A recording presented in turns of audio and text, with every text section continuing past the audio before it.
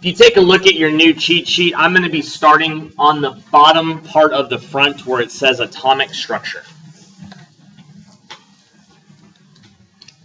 So, as you've been introduced to through your project, you might have accidentally already learned a little bit about the atom. You've definitely covered some of the keywords before today at some point in middle school. For example, a lot of the times when you think about chemistry and someone just came up to you and said, tell me the first 3 words that come to your mind when you say chemistry. Aside from periodic table, a lot of people say proton, neutron, electron. It's kind of the basis of a lot of stuff that we'll do in here. We're going to talk about these small particles. They're called subatomic particles, and then they get their own units later, like the neutrons and protons. The unit after this one, nuclear chemistry, we focus just on them. Then the unit after that is a whole unit on electrons. You'll actually see that electrons are a big topic for us the entire year because they're going to dictate things like bonding and creating compounds and the way things react with each other. Electrons are a big deal. But anyways, we're just going to get introduced to what's what today.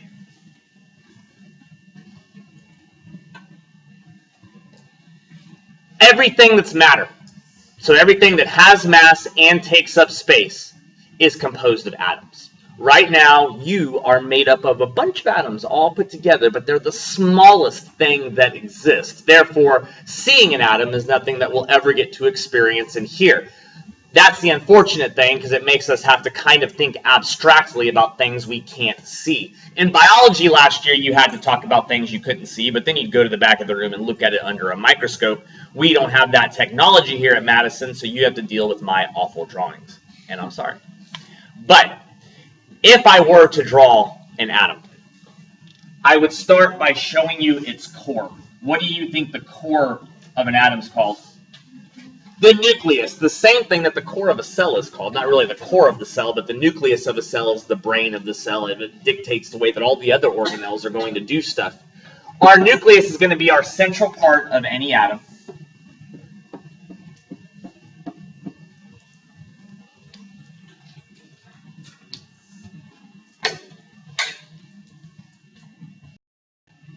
And inside that nucleus are 2 different particles.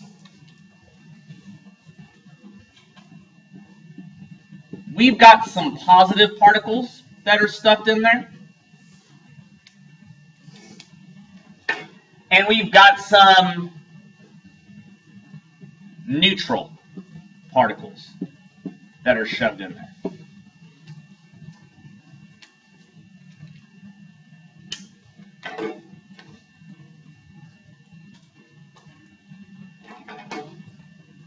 And then circling around the outside of the nucleus, these circles are called orbitals. You're not held accountable for that word yet, don't worry.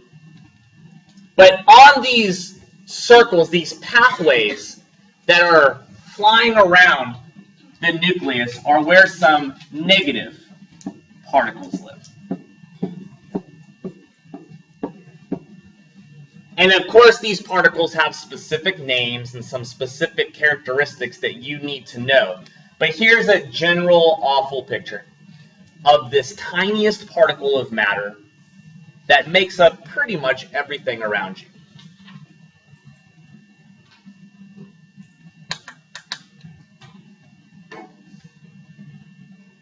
So let's hit up some detail then about these pluses, neutrals, and negatives.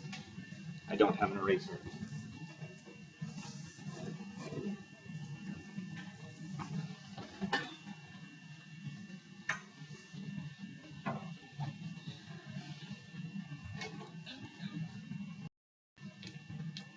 If you take a look at the table right here, that's some of the stuff that I'll be going over. First off, we got protons. Are our positive guys. Where do the protons live?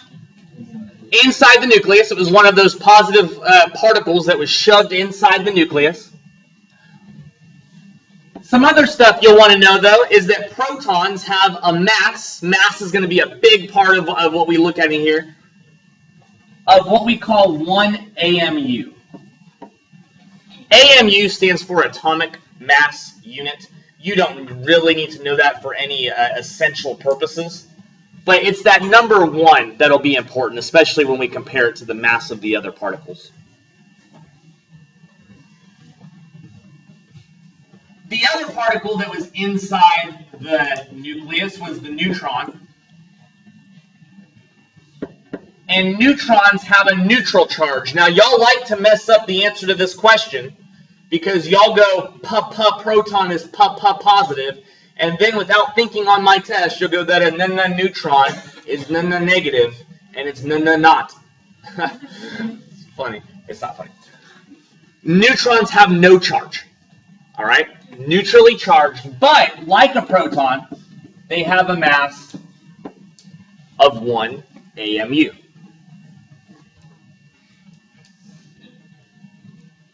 And then that other particle, the one that's not inside the nucleus, the one that's going to be flying around in circles around the nucleus, those are my negative electrons. And these guys have no mass. We're going to call it 0 AMU. All right, now when you're forced to take college chemistry, you're going to have a professor that says I'm lying right here. Electrons do have mass. They have to. They're matter. Everything that's matter has mass. But it's negligible. It's so tiny that even if you've got a bunch of electrons present, they don't really register on equipment that you'll be using. So, for all intents and purposes, we'll say electrons have no mass.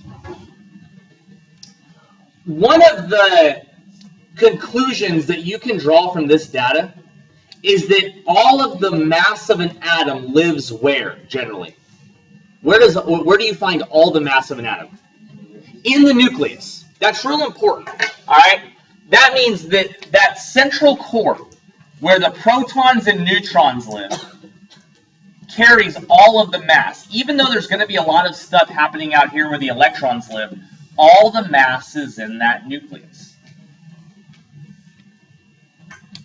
Another interesting conclusion you can draw from this, think before you answer, what is the charge of the nucleus? You know the charge of these three guys. What's the charge of the nucleus?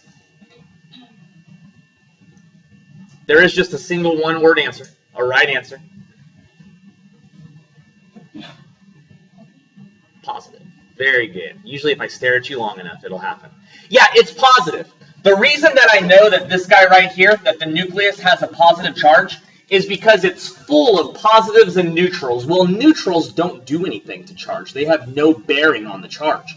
You can have one positive particle and a million neutral particles, and it would be positive because the neutrals don't do anything to charge. So there's a couple good questions that you could be asked. Where does the mass of an atom live? In the nucleus. What's the charge of the nucleus? Positive. Because only positive particles live there. The neutral particles do too, but who cares? Any questions so far? Flip to the back of your cheat sheet.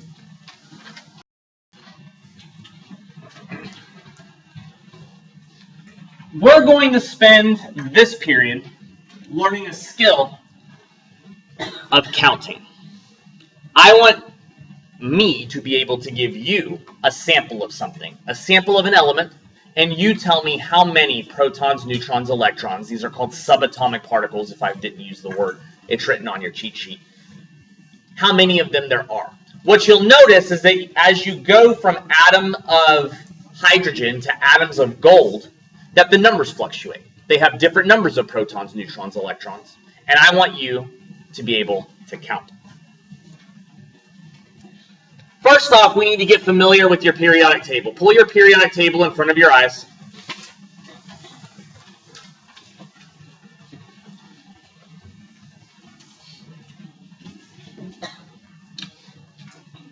I'm going to take a look at argon. It's element number 18. Here's what the argon square looks like.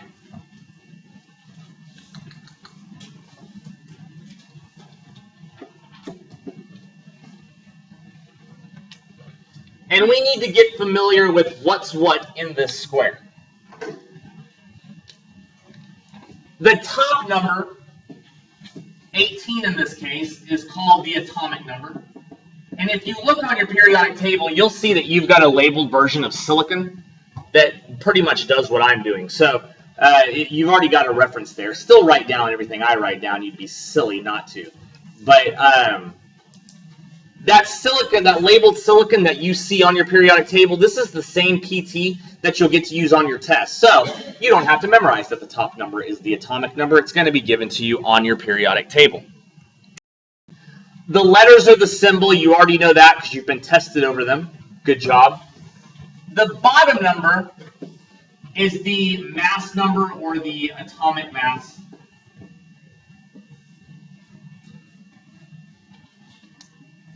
You'll notice that on your periodic table, it's a decimal number, not a whole number. There's a really, really good reason for that. It has to do with a thing called isotopes. That's Thursday's lecture. So for us to get through today on an easier foot, I'm going to round that bottom number. Further explanation will come later on why it's a decimal and how we should really look at it. But you see where I'm getting the 18 and the 40? You see how these compare to your table? We're all on the same page, right? Looking at this information off the periodic table, we can take our first step towards counting subatomic particles. Here's the rules.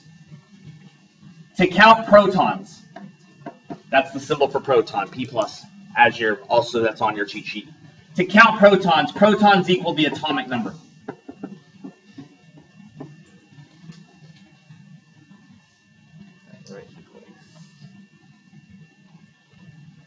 To count electrons, electrons equal the number of protons. We'll be doing lots of examples in a moment so we can make sense of this. The neutrons are the only ones that you have to actually think on, and for some reason a lot of high school students refuse to get this very simple skill. So listen, don't be a statistic. To find neutrons, you have to do math. Very simple math, but math.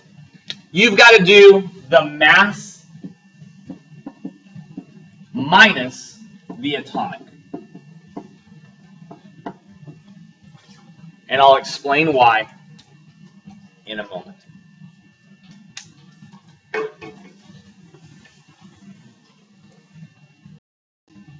Let's take a look at argon. Let's say that I wanted to know the number of subatomic particles in this argon. Well, I'm going to make a list here of everything I'm about to find. Protons, electrons, neutrons. And hopefully this feels very easy to you. To find the number of protons, the number of protons is equal to the atomic number.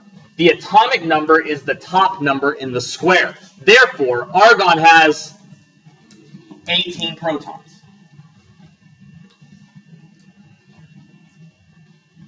To find electrons, electrons are equal to the number of protons. The number of protons in argon is 18, so the electrons must be 18.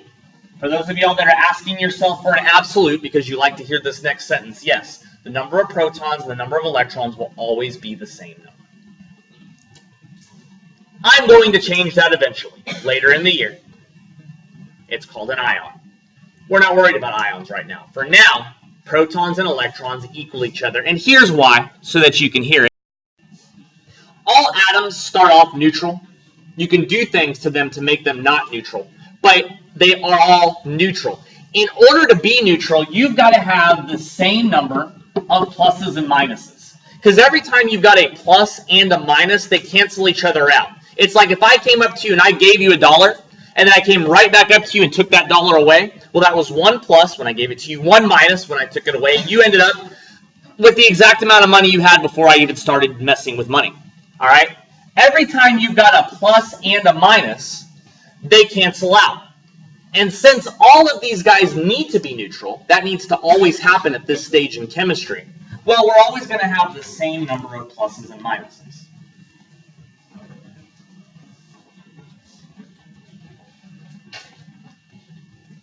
To find the neutrons, it's subtraction.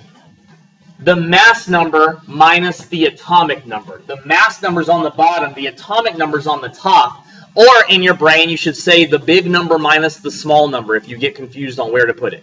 All right? If you end up with a negative answer, you've done it wrong. In this case, it would be 40 is the mass minus 18 is the atomic, and we end up with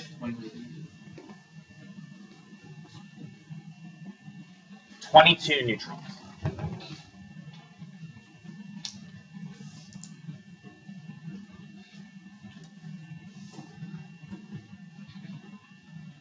Let's do another one.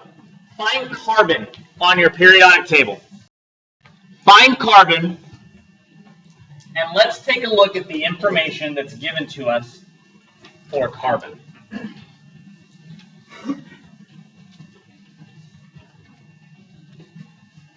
In carbon's square, I see the C, as you know and have memorized. I see an atomic number of 6 up top and a mass number of 12 on the bottom.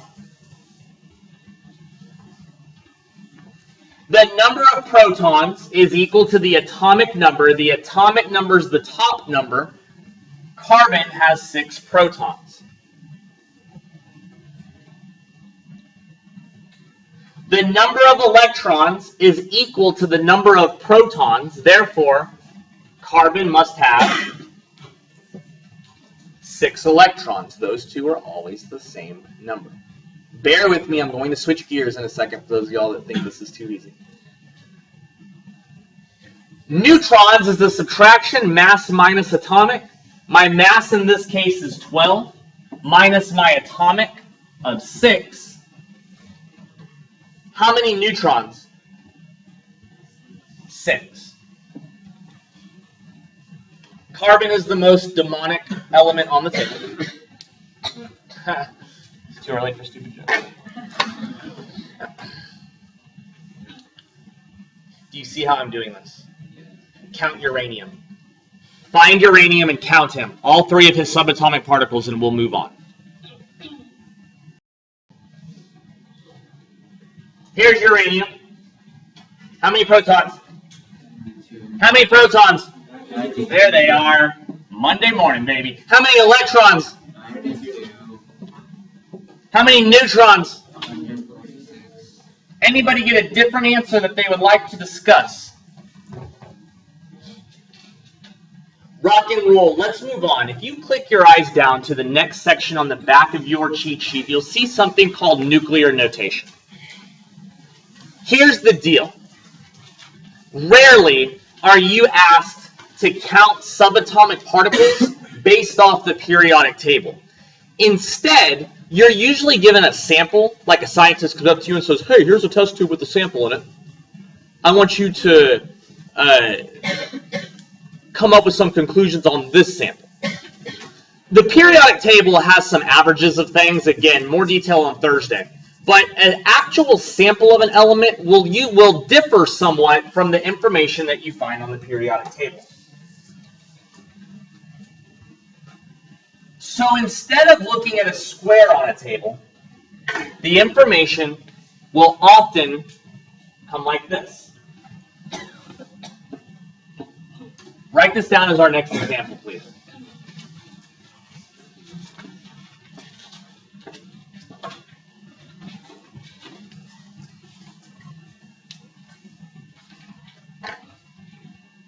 That's calcium with a little superscript 42 and a little subscript 20 on his left-hand side.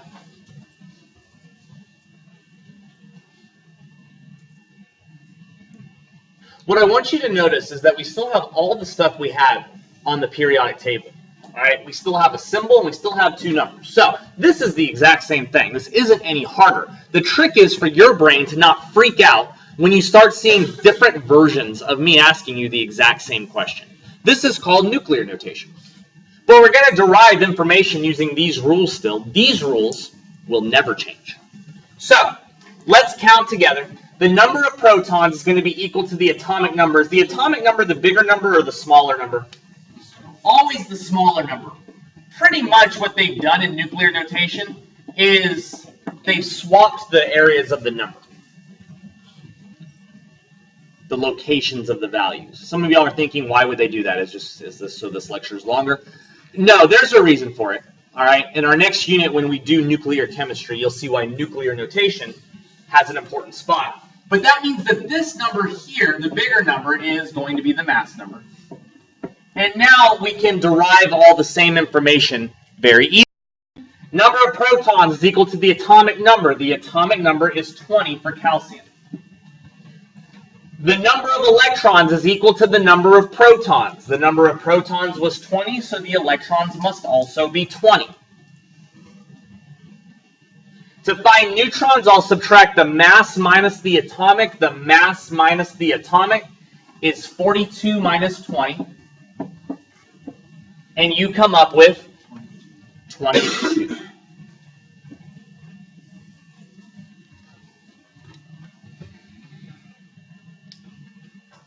Why do we subtract? Look here. I want you to get this. I don't want you to think that this is just some random thing. The mass of the atom is going to obviously come from the mass of all the particles in there, all right? Like if I wanted to know the mass of us, of all the people in this room right now, well, we'd have to take the mass of me and every single student, and we would just add them all up, right? For us to get the mass of an atom, we would need all the particles that have mass in the atom, which are what? Not electrons, protons and neutrons, all right? This mass number, see that 42 right there on calcium? That mass number is the protons and the neutrons together, because those are all the things that have mass. Remember, electrons have no mass, 0 AMU. So if I have that mass number, that's of protons and the neutrons, mixed together, and I want to know just how many of them are neutrons, then all I have to do is subtract out the protons, and I'll be left with the neutrons, which is what this does. The mass has both of them, and I subtract the atomic number, which is the number of protons, and it leaves me with just the number of neutrons. So it does make logical sense. This isn't just craziness. You try one nuclear notation. Let's check it out.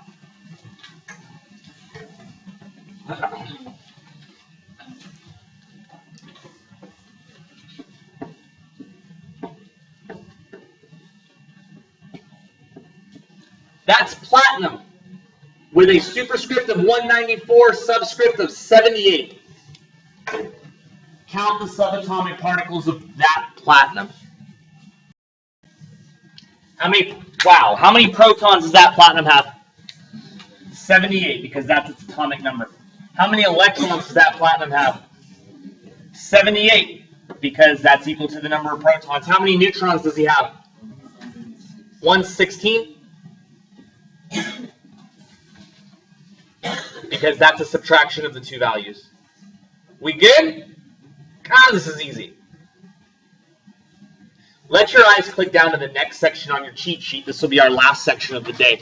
There's one more notation, and it's the most common one that we tend to deal with in here.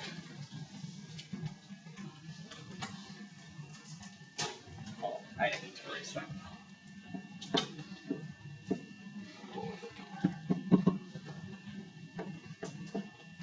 Before we move to hyphen notation, the last one, I want you to examine this last example with me real quick. Look at platinum on the periodic table. Just look at platinum. Then we're going to take a look at this example that we did.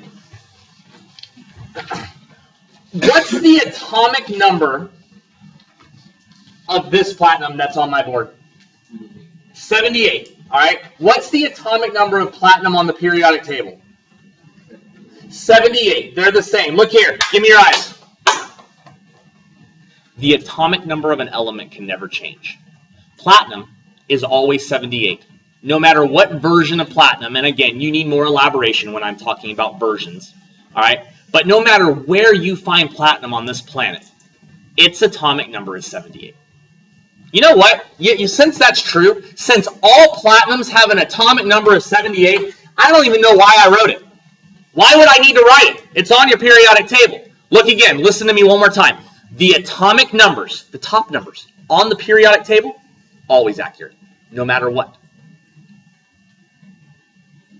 What's the mass number of this sample I drew up here? 194. What's the mass of the platinum on your periodic table? What is it? 195. It's different. Look here again. Don't miss this. The mass numbers on the periodic table are not always right. It's called isotopes. Again, don't write that down yet. I got a lecture for it later. But different elements exist in different masses. Or rather, the same element can exist in different masses. That means that if we're going to talk about a sample, I need to make sure I always give you the mass, because the periodic table might be wrong on the mass. Never wrong on the atomic number, right? Top number is always right. But the bottom number can be wrong. Based off that idea, we get our last notation. Write this down.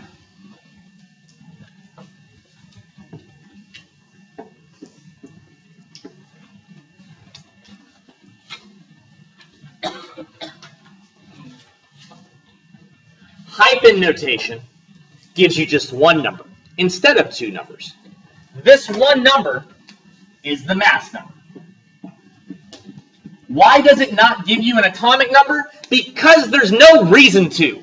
Why give you an atomic number when you will always have a periodic table, and the atomic number on the periodic table is always right? Hyphen notation gives you the element, gives you the mass number because you need that, and you can still get all of this stuff very easily. I know that nitrogen 15 has 7 protons. The way that I know he has 7 protons is because the number of protons are always equal to the atomic number, and nitrogen's atomic number is 7. It wasn't written here. Where did I look to know that it was 7? On the periodic table, because the atomic number on the periodic table is always right. How many electrons does nitrogen 15 have? Well, 7. These rules are not changing. The number of electrons are always equal to the number of protons. How many neutrons does nitrogen 15 have? Well, we need to take the mass that I gave you. If you look, nitrogen does not have a mass of 15 on the periodic table. Using my sample, we've got a mass of 15 minus an atomic number of 7. How many neutrons does nitrogen 15 have? 8.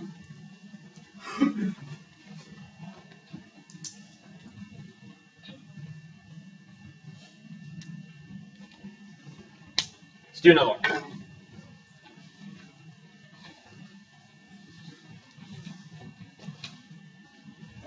Write this down, please.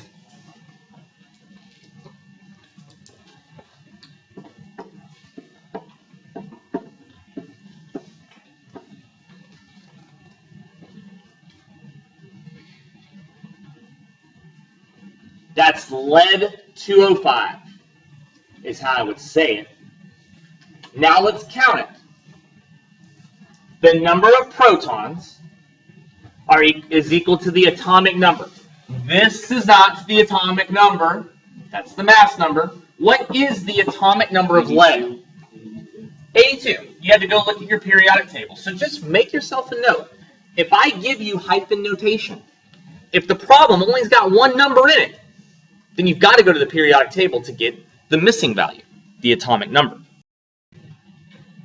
The number of electrons are equal to the number of protons, therefore also 82.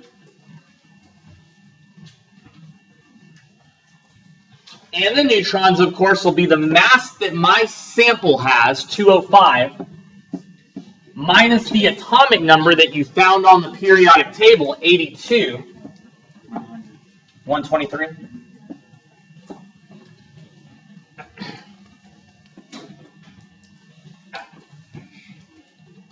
And you can count subatomic particles.